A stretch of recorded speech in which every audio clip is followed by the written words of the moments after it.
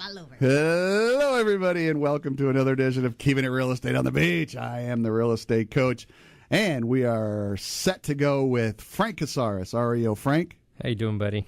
And Alissa Alvarez, the mortgage mistress. ¿Qué pasa? And Scotty Shang, the dean of Homeownership University. We are set for another hour of talking real estate, talking Long Beach, helping you guys out, empowering the consumer with one of the biggest decisions of their life, and that's buying and selling real estate.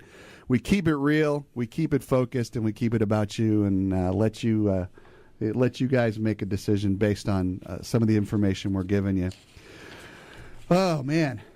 How you guys doing? It's been a long week. It's been a long week. Yeah. It was a long. Seems like it was just yesterday. Week ever.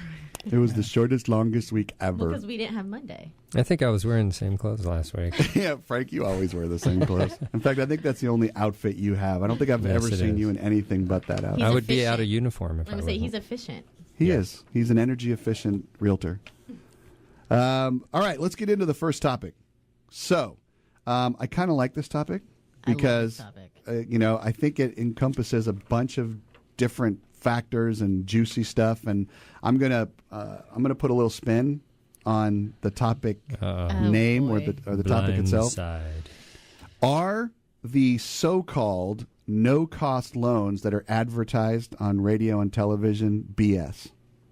I wouldn't say they're BS because they're definitely out there. I would just think the better term for it would be not as much cost up front loan. So you think that would go over?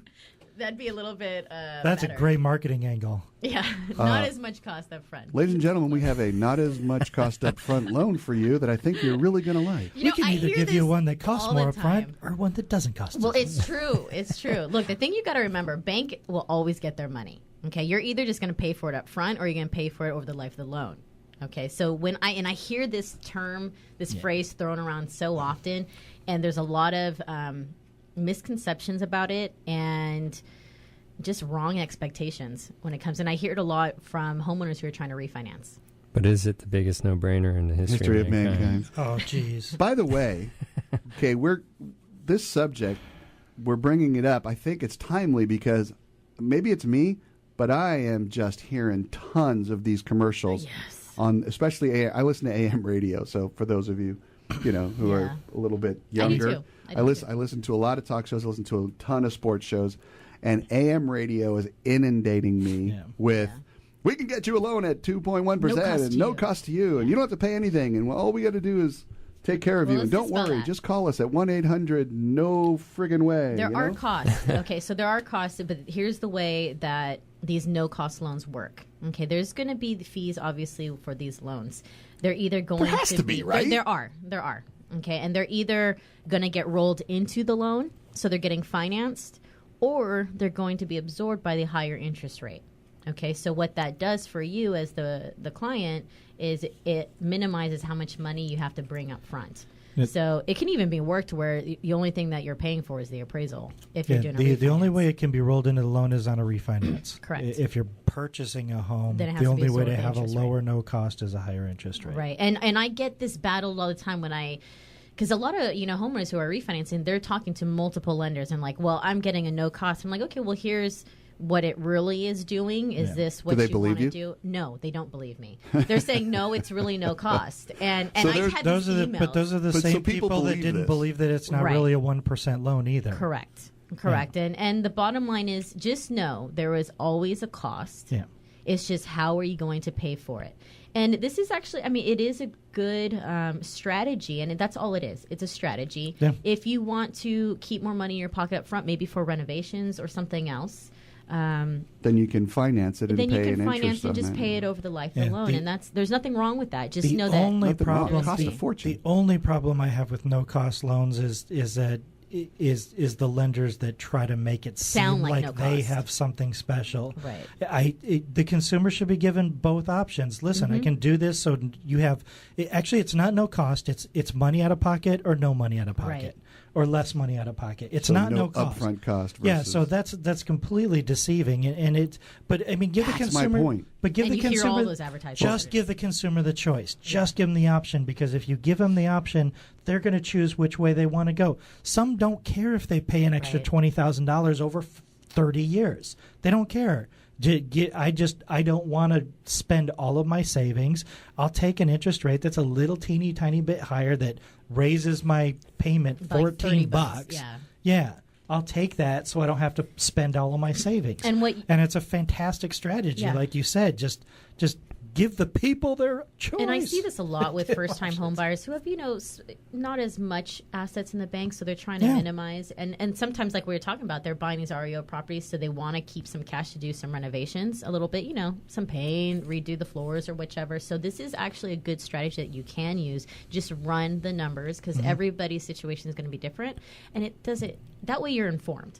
You have your options, you look at the numbers, and you take a look at your goals, and you can choose from there. So, making an it's fantastic that you even have that choice. So there is absolutely no loan out there where you're not either paying up front or over the course of the loan, because I've heard at least one company where they said, we're making so much money off of you in interest over the years, why should we charge you for the loan, blah, blah, blah. But they are somehow. Yeah. Even if they're saying they're not. The higher interest rate. Well, what you're seeing is because rates are so low right now, or rates are where they're at, and we are seeing a lot of room to absorb these costs, that you can get a pretty low interest rate and still get a lot of these costs taken care of. Right. So it's a strategy. It's nothing special, but just know that there is no such thing as a no-cost loan. And I think it's safe to say that if you want the lowest interest rate, you want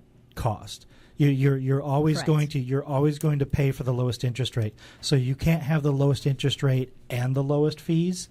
You have to have one or the other. To keep it simple, the higher your cost, the lower your interest rate, and the lower your payments. And if you project that out over a long period of time, it's literally tens of thousands of dollars that you save. So look at your numbers. It's like buying a car, right? It's either a bigger down payment with a lower monthly, or a lower down payment with a bigger monthly. Yeah, just look at your numbers and look at your goals. The goals are really going to be key. If you only plan on staying there for 5-7 years, you probably want to save your money up front. If you plan on being there for a long time, then you're going to want the lower interest rate. Right. That's just my thoughts. Now it's that whole mentality that the guys on the radio, well, not all of them, okay, I don't want to say everyone, but I'm going to say the majority of the mortgage related commercials that I hear, the mentality of trying to BS the consumer or get it over on the consumer. And I want to correct you. It is all of them. Because it is all of them, because there's nothing sexy about giving consumers their choices, about giving them options. Heaven forbid we inform and educate them. Yeah, so. Educating consumers is the least sexy thing you could possibly do. Any form of advertisement is nothing more than a way to get them pick up the phone and try to lock them into a sales pitch.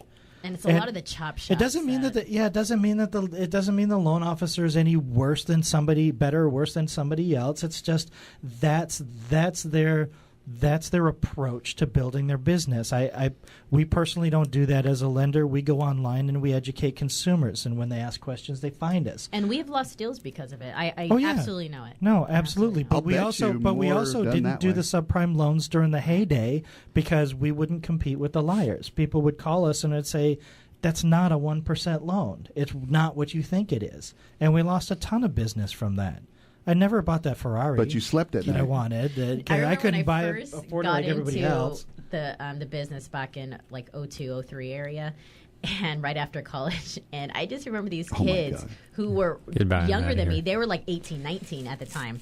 And they're buying, these brand new Land Rovers, and I was double timing as a waitress when I first started. And I remember going to my like a roller skating waitress. I could see. I was a roller skating. I was a car hop during. We I had have the short, got hot to pink get some skirt, pictures the of garters. that. Anyways, so I remember going to my broker skating. and saying, "How come I'm not having a Land Rover and Range Rover?" And you know what? When everything hit the fan, we were still around, and I remember having this big stack of cards because they would come in and eat at the restaurant, and I called a bunch of them, and none of them were in service. All the emails were bouncing back, so I think without knowing it. I think that there's something to be said for being able to sleep at night, and here's my 2 cents before I know we're running late, but my 2 cents to all the consumers, okay? For anyone looking to purchase a house, when you hear that crap on the radio, don't bite. Don't buy into it. True. Of course, that's what us old people say. If it sounds too good to be true, it is, and it's true.